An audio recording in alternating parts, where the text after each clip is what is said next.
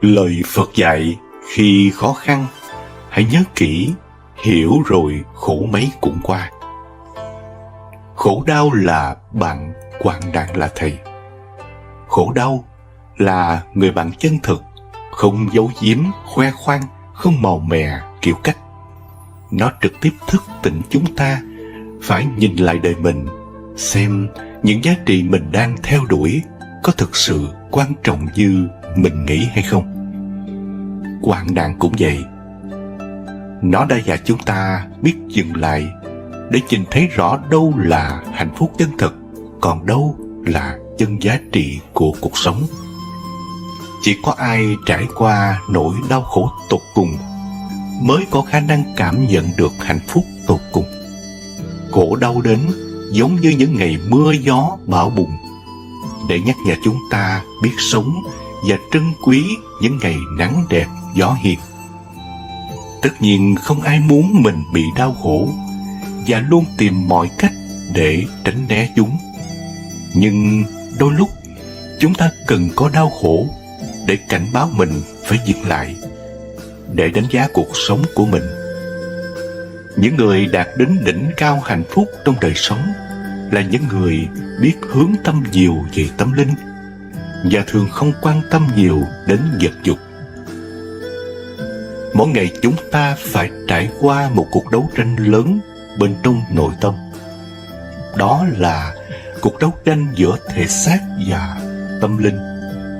Thể xác là nơi phát sinh những đam mê, vật dục mà mình sinh ra đã có sẵn từ trong con người, hay mình đã tạo tác trong quá khứ. Đau khổ thường xảy ra khi vật dục không được đáp ứng thỏa đáng, và tâm linh thì cứ tiếp tục đòi hỏi thêm mãi, có nghĩa là thân và tâm không được hòa hợp bình an. Có một người kia vừa mới chết và được sinh vào một nơi thật là xinh đẹp, bao quanh với mọi thứ lạc thú không thể nào tưởng tượng được. Một người bận áo choàng trắng đến đón chào anh ta và nói: Ngài có thể có mọi thứ Ngài muốn, thức ăn khoái lạc, mọi thứ giải trí. Anh ta thật là sung sướng, và cả ngày anh ta thử hết tất cả những món mà anh ta đã mơ ước khi ở trần gian. Nhưng có một ngày kia, anh đâm ra chán nản với tất cả mọi thứ, và cho gọi người hầu đến và nói: Tôi chán hết mọi thứ ở đây rồi, tôi cần một việc gì đó để làm. Ông có việc gì cho tôi làm hay không? Người hầu buồn bã lắc đầu rồi đáp: Xin lỗi ngài, đó là điều duy nhất chúng tôi không thể thỏa mãn theo yêu cầu của ngài. Không có việc gì làm ở đây cho ngài cả. Nghe người hầu trả lời xong, anh ta bèn quát lớn: Thật là hay chưa? Tôi chẳng thà sinh vào địa ngục. Người hầu đáp nhẹ nhàng: Vậy ngài nghĩ ngài đang ở đâu đây? Theo như câu chuyện cho thấy, nếu sống ở đời mà không có khổ đau thì đời người thật là trống vắng và buồn chán. Điều đáng nói ở đây là tại sao đau khổ lại cần thiết trong đời sống? Đau khổ sẽ mang lại lợi ích gì mà mình cần đến nó? Nếu chúng ta tư duy cho kỹ, sẽ thấy tại sao Phật lại nói về khổ đế, tức là sự thật về khổ, là một trong 4 sự thật, tức là tứ đế, trong bài giảng đầu tiên, Chuyển Pháp Luân. Tại sao Đức Phật không khởi đầu bằng đạo, có nghĩa là sự thật về đạo? Nhớ lại lịch sử khi Đức Phật còn là Thái tử, trong lúc dạo chơi ngoài thành, Ngài đã trực tiếp nhìn thấy khổ đau. Ngài kinh ngạc phát hiện ra rằng những khổ đau này không chừa một ai cả. Như lời ông Sa Nặc đã trả lời: hễ làm con người, tức là phải có bệnh, có lão già, có tử. Không ai có thể tránh khỏi. Ngài lại càng ngạc nhiên thêm khi thấy hầu như ai cũng mặc nhiên chấp nhận sự thật này, và không thể làm một cái gì đó để tránh né. Khổ đau là đầu mối khiến Thái tử Siddhartha ưu tư không dứt, và là một trong những nguyên nhân khiến Ngài quyết tâm cầu đạo giải thoát. Nếu tôi nhớ không lầm, thì trong một đoạn kinh văn có mô tả, sau khi Đức Phật giác ngộ, Ngài bèn lên đường trở lại núi Tuyết để giáo hóa cho 5 anh em Kiều Trần như Ngài đã hứa trước khi xuống núi. Trên đường, Ngài có gặp một hành giả du già khổ hạnh. Vị hành giả này thấy Phật tướng hảo, nhưng lại quá sạch sẽ, gọn gàng, trông không giống một vị du già sư, bèn hỏi: Ngài là ai? Tu hạnh gì? Sao trông nhẹ nhàng tự tại vậy? Đức Phật trả lời: Ta là Phật, là bậc giác ngộ, đã thấu rõ mọi lẽ sinh diệt của tất cả các pháp trên thế gian, nên không còn luân hồi sinh tử nữa. Vị du già sư nghe xong, quay lưng bỏ đi. Ông vừa đi vừa lắc đầu không tin, và trong đôi mắt có vẻ thương hại Phật, vì ông nghĩ rằng Phật đã mất trí nên mới dám xưng tụng mình như vậy.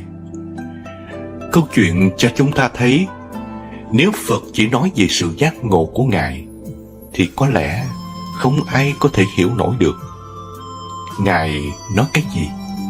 Cái mà chúng ta kinh nghiệm nhiều nhất đó là đau khổ.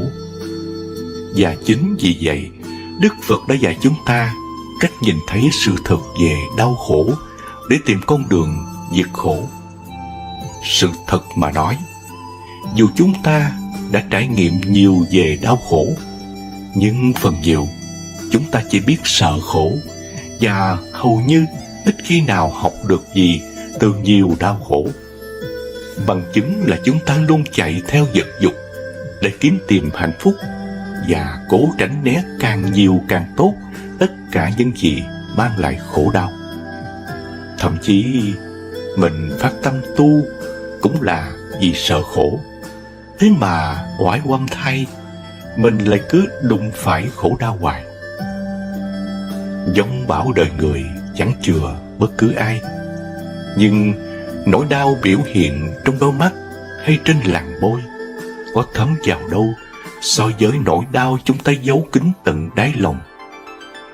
Trước nỗi đau tột cùng ấy, tâm chúng ta chợt bừng sáng để chúng ta thoát nhân đại ngộ, tìm được niềm an lạc tràn ngập trong tâm hồn mà trong kinh Đức Phật dạy: phiền não tức Bồ Đề.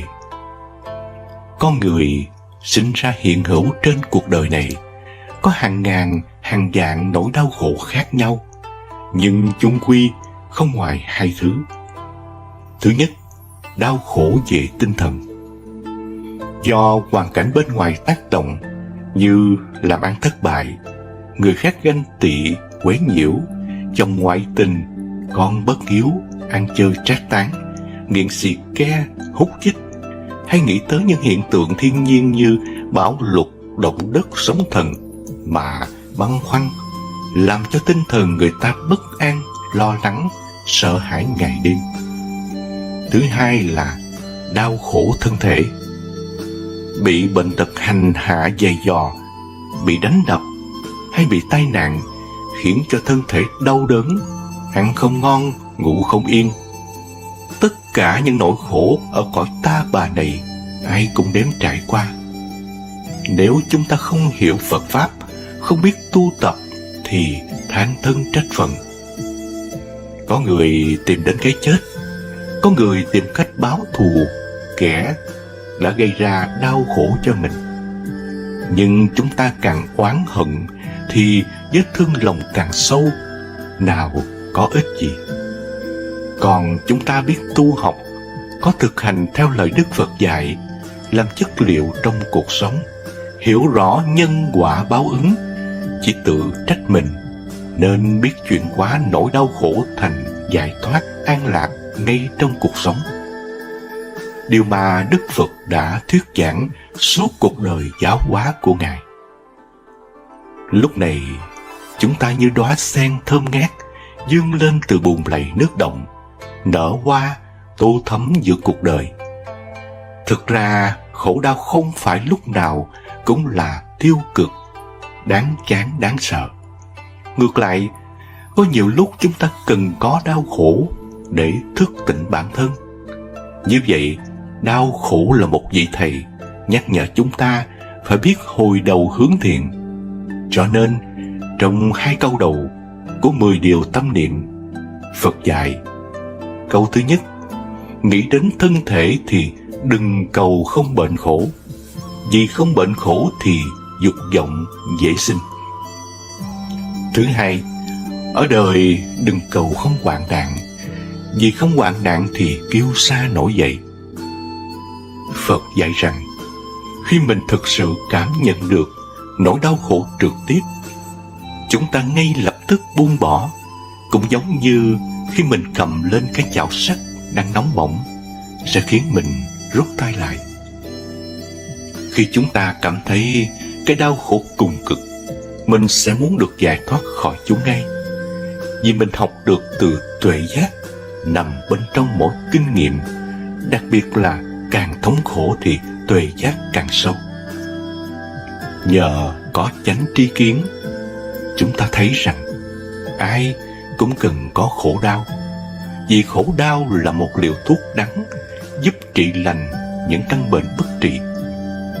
Chúng ta cảm thấy khổ đau không phải là một cái gì thật đặc biệt. Ai cũng đã từng trải nghiệm khổ đau, bất kể kẻ sang người hèn. Cứ mỗi lần kinh nghiệm với khổ đau, chúng ta lại thấy được nhiều điều giá trị. Và nếu chúng ta biết dừng lại, quán chiếu những kinh nghiệm đó, chúng ta sẽ tìm thấy tuệ giác ngay chính trong kinh nghiệm khổ đau đó. Do đó, khổ đau không còn là kẻ thù, mà có thể nói là một người bạn. Tuy khó tính, nhưng rất chân thực, mà ai cũng cần phải có để giúp mình tu tập chuyển hóa. Vì thế, chúng ta phải cảm ơn đau khổ.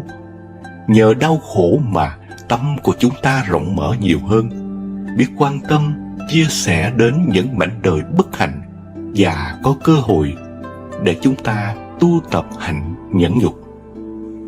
Đau khổ là con đường mà ai cũng phải trải qua. Chỉ có khác nhau giữa kẻ mê và người ngộ. Mê thì trầm luân sanh tử, ngộ thì thấy được niết bàn giải thoát an lạc. Đau khổ chướng ngại và sai lầm thực sự rất hữu ích đối với cuộc sống của chúng ta, bởi vì chúng ta có thể học hỏi từ chúng rất nhiều, và nếu không có chúng sẽ không có thành công. Khi bạn khó khăn và cố gắng để tìm ra hướng giải quyết, thì ngay lúc ấy bạn sẽ khám phá ra năng lực và sức mạnh bên trong của bạn. Vì vậy, chỉ khi nào trải qua đau khổ, bạn mới có thể trưởng thành thực sự. Cuộc sống không phải lúc nào cũng màu hồng như chúng ta mong đợi, mà đó là một loạt những khó khăn, thử thách cần phải vượt qua. Có khi bạn thành công, nhưng cũng lắm khi bạn thất bại. Có bao giờ bạn thầm cảm ơn những thất bại ấy, cho dù chúng đau đớn như thế nào đi nữa? Tôi tin chắc là có. Vì chính những vấp ngã thất bại ấy đã giúp bạn trưởng thành được như ngày hôm nay. Không vấp ngã thì không thể trưởng thành. Cầu vồng sau mưa mới là cảnh tượng tuyệt mỹ nhất. Có một câu chuyện như thế này. Hôm trước khi con chuẩn bị tốt nghiệp đại học, người bố dắt con trai đến trước một bức tường và nói với con: "Giờ con chạy đà 10 mét, con có dám nhảy qua không?" Cậu con trai liếc vào bức tường và trả lời: "Không có vấn đề gì với một bức tường thấp như vậy." Kết quả là cậu con trai thực sự đã nhảy qua. Nhưng cậu không ngờ rằng bên kia bức tường lại còn có một cái mương sâu, nên sau khi nhảy qua, cậu đã ngã xuống mương. Phải một lúc sau cậu mới chậm rãi đi ra. Cậu con trai giận dữ nói: Bố ơi, sao bố lại nói dối con? Người bố nhẹ nhàng nói: Con ơi, bố không nói dối con, mà chỉ muốn nói với con rằng sau khi bước vào xã hội, tuổi trẻ năng động, con sẽ không tránh khỏi những lần vấp ngã như vậy. Và có vấp ngã đó, con mới trưởng thành hơn. Người cha tiếp tục dắt cậu con trai đi dọc theo bức tường một đoạn, thì dừng lại và nói với con: Bây giờ con chạy đạt 10 mét, con có dám nhảy qua lần nữa không? Cậu con trai nói: Không, con bị thương rồi, chân vẫn còn đau. Nếu nhảy, con sẽ lại rơi xuống mương. Người cha cười nói: Lần trước thiếu thận trọng, lần này thiếu dũng khí. Trong cuộc sống, muốn thành công, không thể tránh khỏi vấp ngã. Và khi con không coi vấp ngã là thất bại nữa, thì thành công mới thực sự đến với con. Đúng vậy, vấp ngã là quy luật cuộc sống mà hầu như ai cũng hiểu, nhưng không phải ai cũng biết cách vượt qua. Có người không bao giờ trưởng thành được, bởi lẽ họ luôn được sống trong sự che chở, bao bọc của gia đình, không bao giờ phải đối mặt với khó khăn, thử thách. Chính vì vậy, khi gặp thất bại, họ lại sợ hãi lùi bước, bi quan. Họ đâu biết rằng bản thân mình không có ý chí, đã tự nhận lấy sự thất bại đáng xấu hổ nhất. Ý chí dù hơi hợt đã là không tốt, nhưng phó mặc cho số phận, cho cuộc đời, không chịu nỗ lực còn đáng phê phán hơn. Mỗi lần vấp ngã là một bài học. Vấp ngã dường như là điều quen thuộc trong cuộc sống của mỗi người.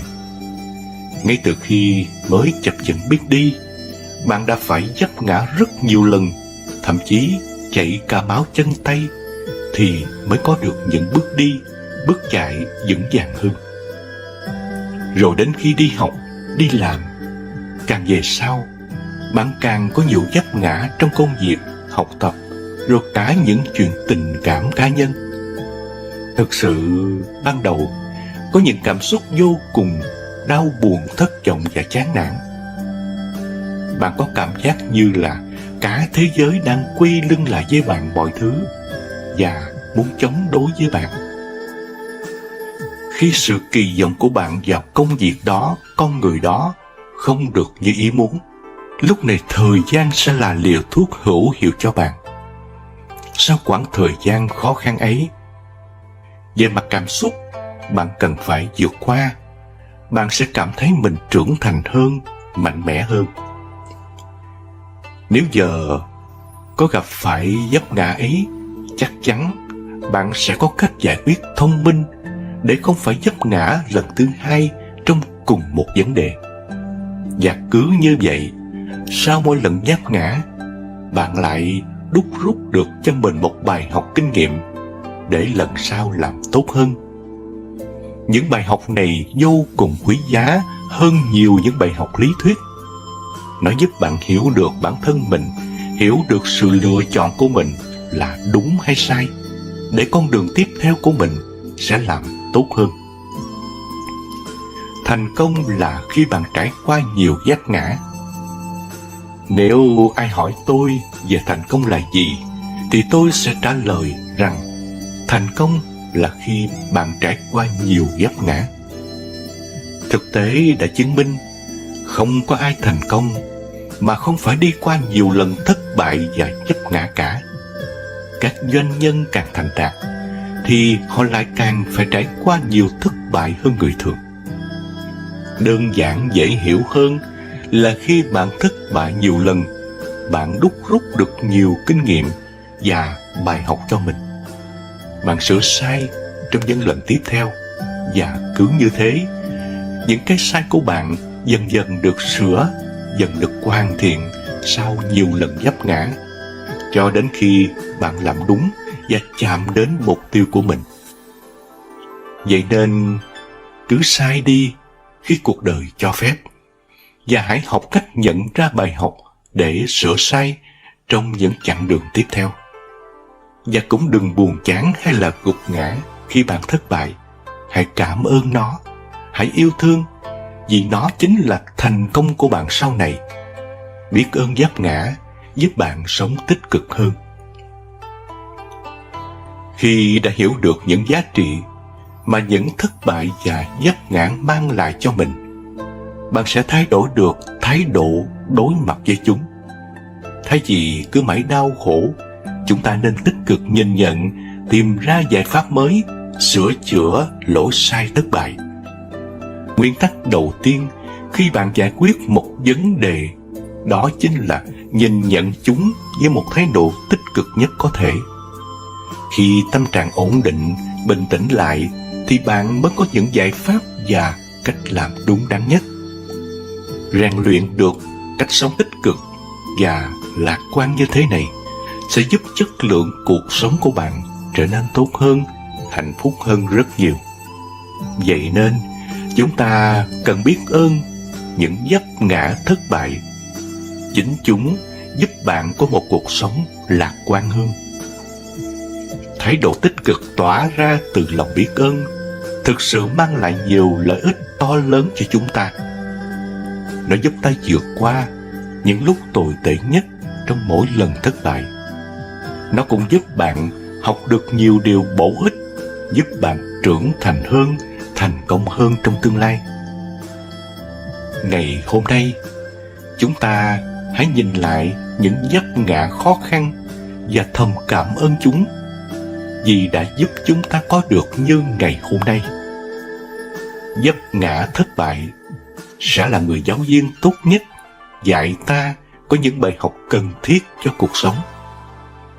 Một khi bạn thực sự để tâm vào bài học, sau mỗi lần vấp ngã này, bạn có thể học được rất nhiều điều quý giá từ chính trải nghiệm của mình. Vấp ngã không phải là thất bại, mà là dừng lại cho đỡ mỏi chân.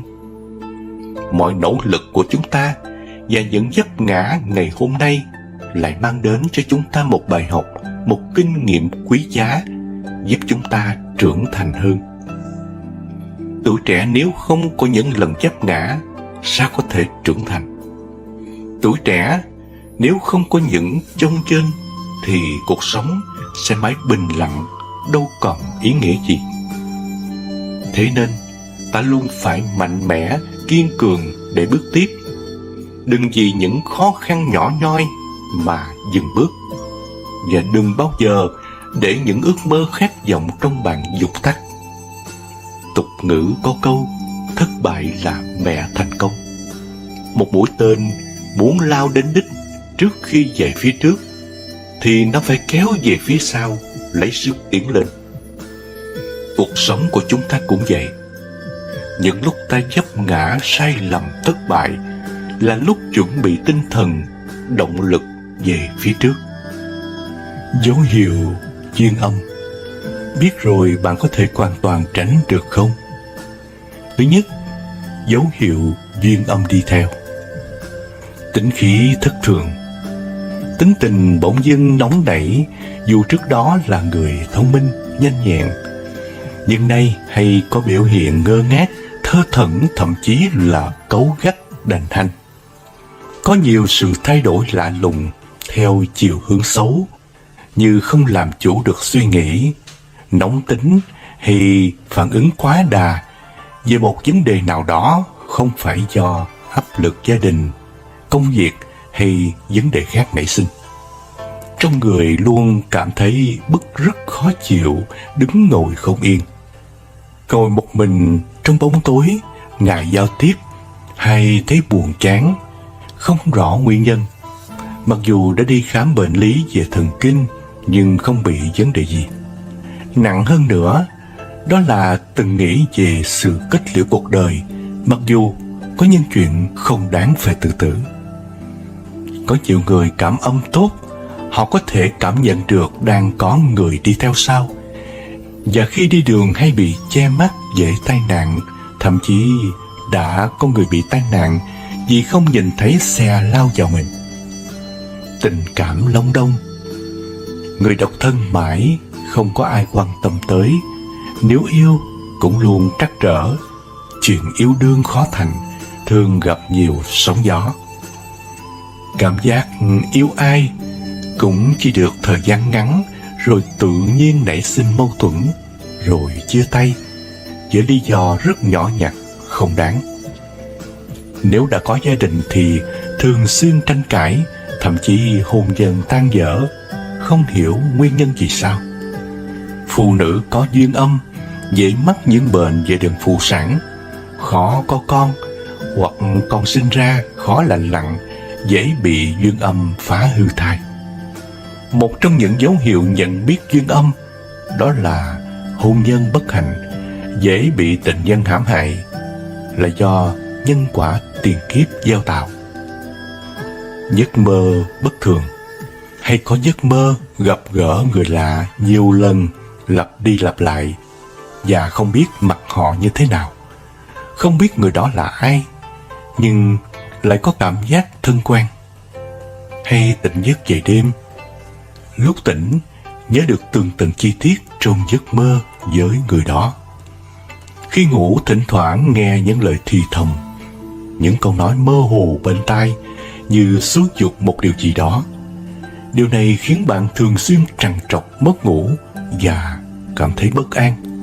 Thậm chí bạn đã có ý định tự tử vì nghe theo lời xúi giục trong giấc mơ. Hay bị bóng đè, có cảm giác có người nằm cạnh. Nhiều người còn cảm nhận rõ được đó là trai hay gái, thậm chí là có thể nhìn thấy cái bóng của họ khi bị bóng đè. Mơ thấy tai nạn, giết người, chết đuối sông hồ, mơ thấy máu me và ngủ hay bị giật mình. Lúc tỉnh dậy thì cơ thể mệt mỏi, nặng trĩu hai vai, choáng váng đầu óc, buốt hai thái dương. Có những giấc mơ rất thật về sự gần gũi xác thịt với người âm. Phụ nữ thường xuyên gần gũi tiếp xúc với duyên âm thời gian dài sẽ có hiện tượng chữa âm, sắc mặt tái nhợt, xung quanh mắt có quầng thâm đen. Họ cũng cảm giác nghén, buồn nôn, qua mắt, chóng mặt, bụng to ra, chậm kinh. Nhưng khi siêu âm thì không phát hiện ra thai nhi. Trong tình huống đúng 9 tháng 10 ngày sau khi chữa âm, thì phụ nữ này dương thọ linh khí sẽ đến lúc cạn kiệt, qua đời trở thành vợ của duyên âm. Đàn ông trong trường hợp tương tự cũng vậy, dương khí hao tổn, sắc mặt tái nhợt, thiếu sinh khí. Và khi âm hồn rút kiền dương khí của họ thì cũng chết để trở thành chồng của duyên âm. Cơ thể đau nhức mệt mỏi, ngủ ly bì, cảm thấy hay bị mệt mỏi, mỏi vai, mỏi cổ, đau đầu, không có sức sống. Nhưng dù đã đi khám bác sĩ cũng chẳng thể tìm ra nguyên nhân. Hay bị đau nhức một vị trí nào đó trên cơ thể vào ban đêm, thông thường từ 6 giờ tối trở đi, nhưng không phải do bệnh lý gây nên. Điều này không chỉ ảnh hưởng đến sức khỏe mà còn ảnh hưởng đến cả tâm lý và chất lượng cuộc sống. Cảm giác sợ hãi, lạnh lẽo khi nghe thấy kinh kệ, hoặc lạnh sống lưng khi đứng trước di ảnh của Phật Chúa. Người bạn sẽ có cảm giác đau nhức và mệt mỏi, không muốn làm việc gì cả. Tiếp đến, dấu hiệu nhận biết duyên âm đó là sẽ thường xuyên bị đau nhức các khớp xương, nhưng không có cách nào chữa khỏi. Tuổi thọ giảm, sau khi hết dương thọ thì bị kéo xuống làm vợ chồng của người âm.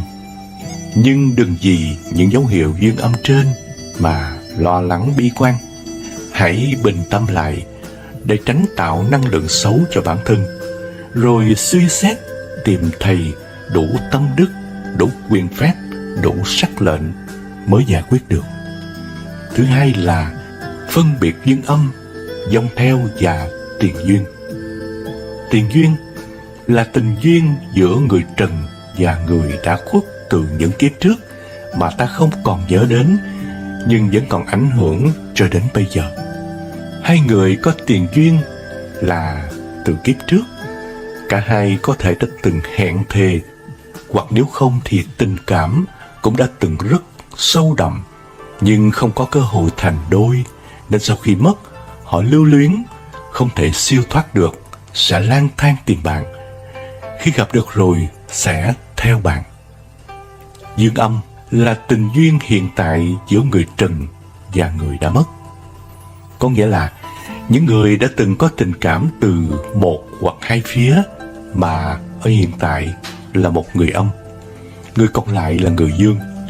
Duyên âm xảy ra với cả nam lẫn nữ, nhưng nữ giới yếu bóng vía nên sẽ bị nhiều hơn. Thông thường duyên âm chỉ xảy ra với một số trường hợp: chết yểu, chết bất đắc kỳ tử, tự tử, chết quan, mà vong linh không chấp nhận mình đã chết, cố bám lấy những ký ức trên đời. Vì thế họ giữ nguyên tình cảm đó khi còn ở trên dương gian. Hay những người lúc còn sống có dục tính mạnh mẽ, khi qua đời họ vẫn luôn oán hận ham muốn, thường hay tìm cách trở về cõi trần theo người họ có tình cảm hoặc một ai đó. Dâng theo là những vong linh còn lưu luyến dương gian, nên theo những người hợp vía để tồn tại. Những trường hợp này thường là những người chết yểu, chết quan. Họ không chấp nhận mình đã chết, vẫn muốn níu giữ ở lại dương gian với những ký ức khi còn sống. Nếu là người tốt, họ có thể giúp người, hoặc ngược lại, nếu có tâm địa xấu, họ sẽ sẵn sàng hai người. Dương âm không phải lúc nào cũng là xấu, mà vẫn có cái tốt. Nếu vong theo bạn là người nhà, người đã khuất trong dòng họ của bạn, thường xuất hiện khoảng 9 đời. Họ có thể đi theo để phù hộ, bảo vệ bạn khỏi những điều xấu. Thí dụ, bạn gặp người không tốt, họ sẽ ngăn cách tình cảm, không để bạn phải tổn thương. Thứ ba, nguyên nhân để bị mắc duyên âm. Theo Phật giáo, trong nhiều kiếp trước, có những người có tình cảm quá sâu nặng, nên đến khi qua đời, họ vẫn bám chấp, vẫn muốn tìm tới người xưa để kết duyên. Thế nhưng âm dương cách trở. Về nguyên nhân chủ quan, bạn tự dung dưỡng nhiều âm khí trong người từ những suy nghĩ tiêu cực trong thời gian dài, tạo nên năng lượng thấp, tự hạ rung độ tần số của chính mình. Điều này như lực hấp dẫn thu hút vong linh có cùng tần số sống. Bạn liên tục phát ra rung động, mong muốn có ai đó ở bên cạnh. Cảm giác cô đơn hiu quạnh kéo dài, nhưng vì năng lượng thấp nên sẽ thu hút người âm, năng lượng cao sẽ thu hút người dương. Những người yếu bóng vía, tai hay lạnh, huyết áp thấp thì cũng là một dạng dễ bị người âm hay theo. Những người này nên ăn uống đầy đủ, đừng để thiếu máu. Đồ ăn cho thêm một số gia vị, thăng khí như là gừng, tỏi, sả, quế, hồi. Thức ăn có vị ngọt, mặn, cay nhẹ, hạn chế chua và đắng. Giữ cho tay chân ấm áp bằng cách sấy mái, sấy tóc cho ấm, massage lòng bàn tay, bàn chân thường xuyên. Về nguyên nhân khách quan, bạn từng có lời hẹn thề kiếp sau, hoặc gặp lại, hoặc mãi bên nhau. Thí dụ, trong một kiếp nào đó, hai người trao lời hẹn thề, nhưng bạn đi đầu thai trước, còn người kia vẫn đang ở cõi âm. Họ vẫn muốn tìm tới bạn, vẫn còn tình cảm nên muốn xua đuổi những người khác. Nhiều người do hẹn ước bị trói buộc nên không thể siêu thoát được, đành đeo bám lẫn quẩn bên vợ chồng tiền kiếp của mình, đòi giải thoát. Do đó, chớ vội buông ra lời thề thốt khi chưa hiểu nghiệp báo lời thề nhé. Tùy vào nhân duyên của cả hai từ nhiều đời trước nên sẽ tạo ra nhiều kiểu gặp lại khác nhau. Thí dụ, bạn vô tình gặp lại họ trên đường mà không biết, hay bạn thuê hay mua đúng ngôi nhà mà vong linh đang lẩn khuất ở đó.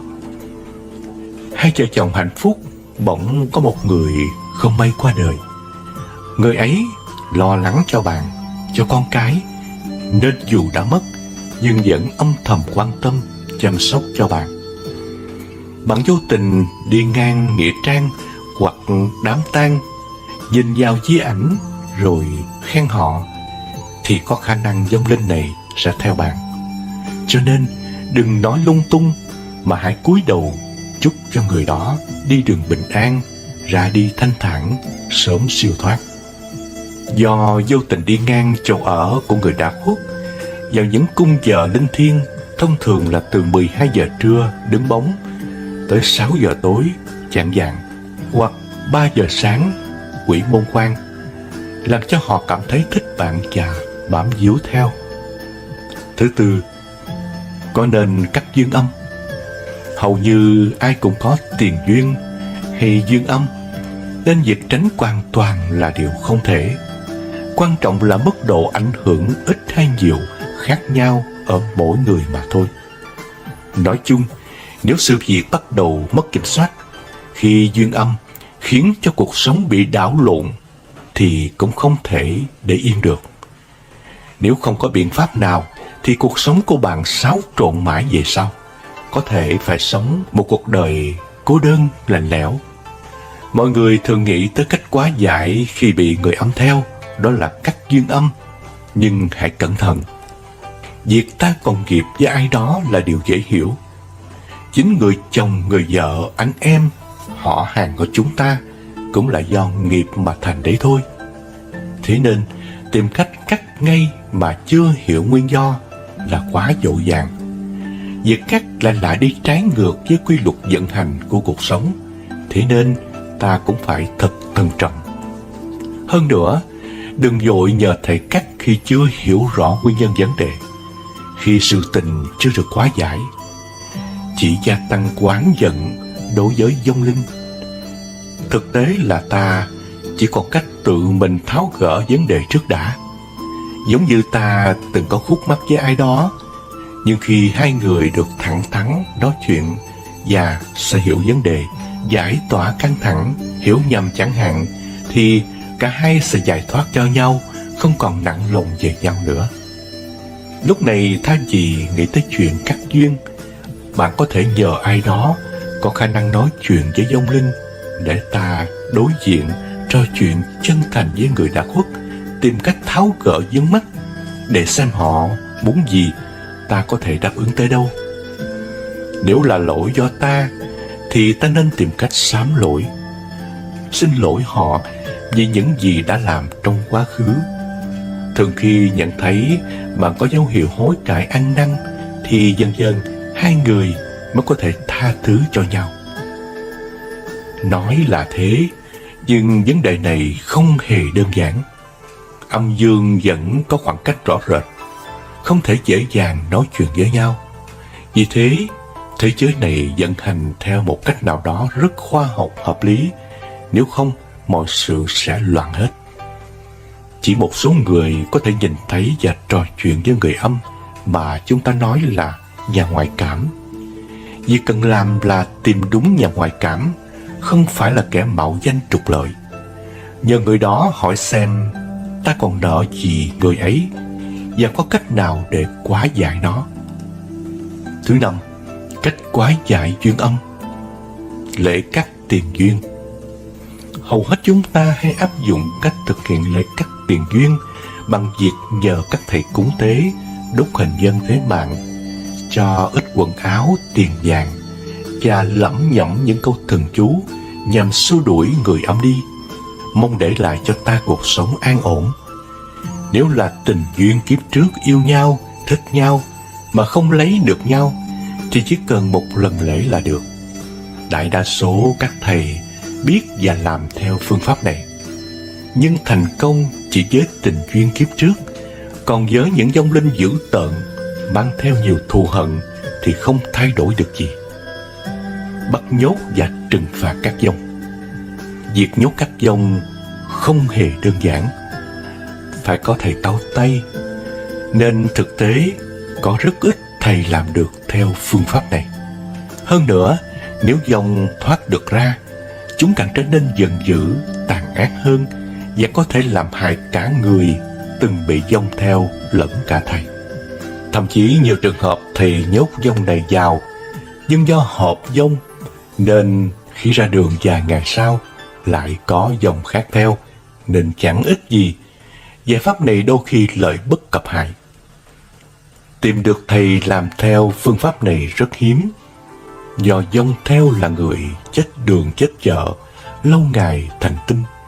Chúng rất mưu mẹo, tìm mọi cách cản trở để thầy không làm lễ được.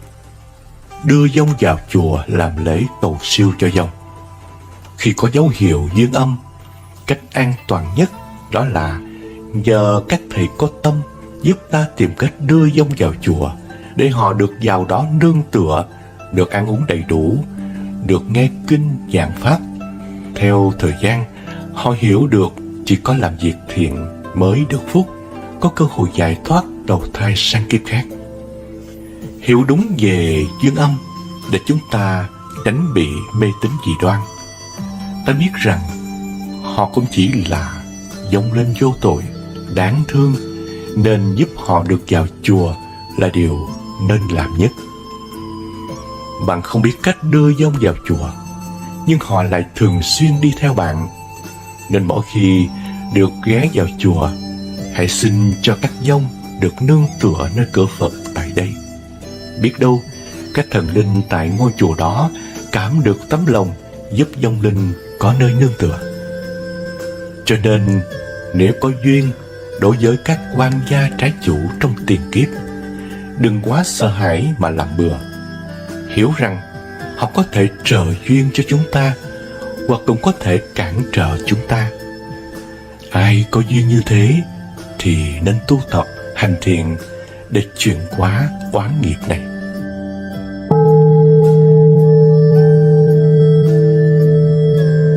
Tu học để phát huy đạo lực và trí tuệ.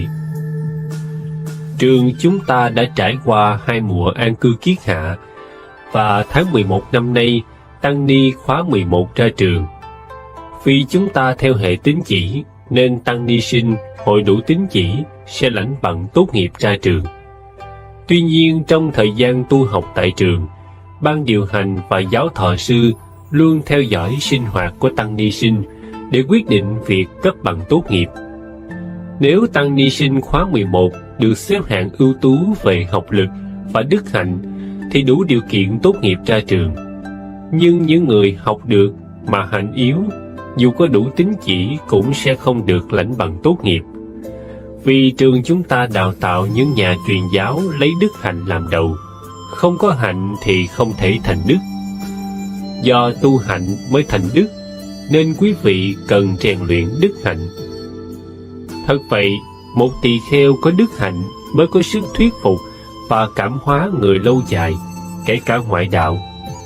Nếu học nhưng thiếu đức hạnh sẽ trở thành nhà hùng biện tranh cãi giỏi, nhưng không phải là nhà tu hành. Vì vậy tôi mong tăng ni sinh khóa 11 cũng là khóa đầu tiên tốt nghiệp ở trú xứ này, hãy cố gắng trau dồi đức hạnh để đủ tín chỉ tốt nghiệp ra trường hạng ưu. Về hạnh tu thì căn cứ trên 4 oai nghi. Nói trọng là còn đòi hỏi tỳ kheo phải có oai nghi tế hạnh trong việc ăn uống, ngủ nghỉ. Vì vậy, nếu xét thấy các anh em mất oai nghi, thiếu tế hạnh và học lực còn yếu, thì phải rèn luyện thêm một thời gian mới được lãnh bằng tốt nghiệp. Đó là một số điều mà tôi nhắc các tăng ni sinh khóa 11 cần lưu ý. Còn những vị thuộc khóa 12 của trường thì thời gian tu học còn lâu hơn, nên cố gắng rèn luyện đức hạnh và kiến thức để tốt nghiệp hạng ưu. Không hổ danh ngôi trường kiểu mẫu của thành phố, và không cô phụ công ơn giáo dưỡng của chư tôn đức lãnh đạo trường cùng quý giáo thọ sư và đàn na tín thí. Đức Phật là tấm gương sáng để chúng ta nương theo, là vị thầy lớn của đời chúng ta, là đối tượng chúng ta tôn thờ và quyết tâm đi theo con đường mà Ngài đã chỉ dạy. Phật giáo Nam truyền nói rằng Đức Phật vào Niết Bàn, tất cả tỳ kheo phải lấy Pháp và luật làm thầy. Pháp tứ niệm xứ là chính, phải an trụ tứ niệm xứ. Vì rời Pháp căn bản này, chúng ta lạc vào tà giáo, không còn là tỳ kheo. Từ tứ niệm xứ mở rộng là 37 trợ đạo phẩm, và về sau chúng ta học kinh Đại Thừa triển khai pháp hành Bồ Tát đạo. Nhưng pháp tứ niệm xứ và 37 trợ đạo phẩm chúng ta phải rèn luyện để trở thành tỳ kheo đức hạnh vẫn là pháp căn bản. Ngoài ra, Phật cũng dạy hàng đệ tử tu hành phải nương vào giới luật. Vì giới luật còn thì Phật Pháp còn, giới luật mất thì Phật Pháp mất. Chúng ta cần suy nghĩ và áp dụng giới luật trong cuộc sống. Nhưng Phật giáo phát triển tiến lên một bước, có tầm nhìn khác. Tại sao gọi là phát triển? Hễ cái gì ngừng lại thì được coi là chết. Nhưng Phật giáo là sự sống, không phải Phật chết. Phật chết thì đóng khung, còn sự sống phải luôn phát triển. Phát triển về cơ sở vật chất và tri thức của chúng ta, tức người còn sống tất yếu phải phát triển, mà người ta thường nói đó là văn minh tiến bộ của loài người. Phật nói loài người hơn các loài khác là nhờ biết phát triển. Vì vậy, nếu chúng ta không phát triển theo sự phát triển của loài người, Phật giáo sẽ bị lạc hậu và mai một. Có thể khẳng định Phật giáo chúng ta tồn tại trong suy nghĩ của con người, trong sinh hoạt của con người. Vì vậy, khi nào loài người loại Phật giáo ra khỏi suy nghĩ của họ, tức họ không còn quan tâm đến Phật giáo, chắc chắn Phật giáo tự chết. Thật vậy, kiểm lại thực tế lịch sử sẽ thấy rõ Phật giáo rơi vào tình trạng suy đồi. Vì ở thời kỳ đó, Phật giáo đã đứng bên lề xã hội. Phật giáo nguyên thủy là gốc, là hạt mầm, nhưng về sau trở thành cây cao bóng cả là có phát triển, không phải muôn đời là hạt mầm. Vì vậy, Phật khẳng định rằng những gì Như Lai đã nói là Ngài dùng phương tiện để nói. Pháp Phật là phương tiện thì phải hiểu Phật nói cho ai, nói lúc nào và nói ở đâu. Phát triển là như vậy, không phải lúc nào cũng giống nhau. Về điểm này, trước kia tôi đã nói rằng người cố chấp thường nghĩ Phật giáo tốt, ngoại đạo xấu. Nhưng điều này không đúng. Phật giáo tốt, nhưng tốt chỗ nào? Ngoại đạo có điểm tốt, cũng có điểm xấu. Phật giáo cũng vậy, có tốt lẫn xấu. Nếu chúng ta biết khắc phục điểm xấu và phát huy mặt tốt thì sẽ tốt. Để nhắc nhở chúng ta đừng bị mắc lầm vào hình thức bên ngoài của người tu giả, Kinh Kim Cang đã nói rõ, cái gì có hình tướng khiến người ta có thể lợi dụng thì cái đó là hư vọng.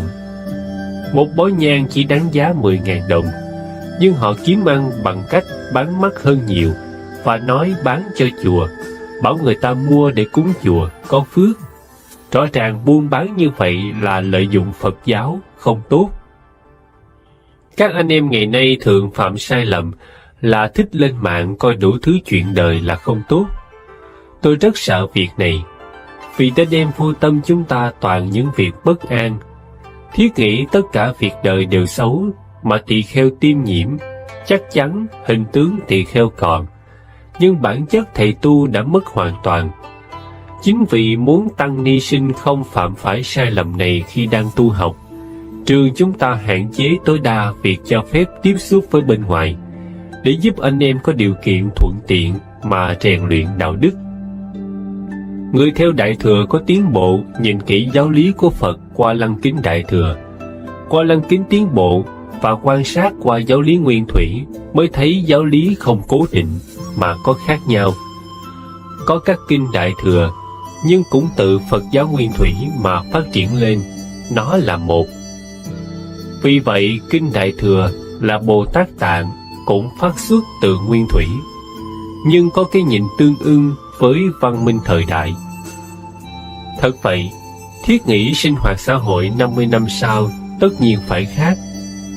Các hòa thượng không biết vi tính, nhưng thời đại của các anh em thì khác rồi. Nhận thức tầm quan trọng này, các anh em nhìn qua lăng kính Đại Thừa để áp dụng pháp Phật vào xã hội cho thích nghi, nếu không chắc chắn Phật giáo khó tồn tại. Vì vậy, vào thời kỳ Phật giáo phát triển, chư vị tổ sư đã phát triển ra Phật báo thân. Theo Phật giáo nguyên thủy, sau khi Phật vào Niết Bàn, phải y cứ giới luật và tứ niệm xứ, lấy đó làm thầy. Nhưng Phật giáo Đại Thừa thấy xa hơn, không phải chỉ hạn hẹp như vậy. Thử nghĩ khi các anh em tu tứ niệm xứ có cần kèm theo giới luật hay không? Giới luật là hàng rào ngăn giặc giúp các tỳ kheo đi ra ngoài được an ổn. Còn ở yên một chỗ thực tập thiền tứ niệm xứ thì làm gì có phạm sát, đạo, dâm, vọng. Nên giới này không có tác dụng gì. Hoặc các thầy mua đất cất chùa phải hợp pháp, tức phải tuân thủ nguyên tắc đất phải có sổ đỏ.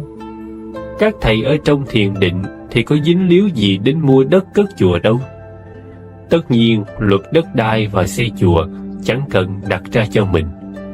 Còn thấy đất trống mà chiếm là bất hợp pháp. Tăng ni sinh ở yên trong học viện tu học cũng vậy. Những vấn đề nêu trên chẳng liên quan đến quý vị, không cần quan tâm. Nhưng tất nhiên các anh em phải tôn trọng quy chế của học viện.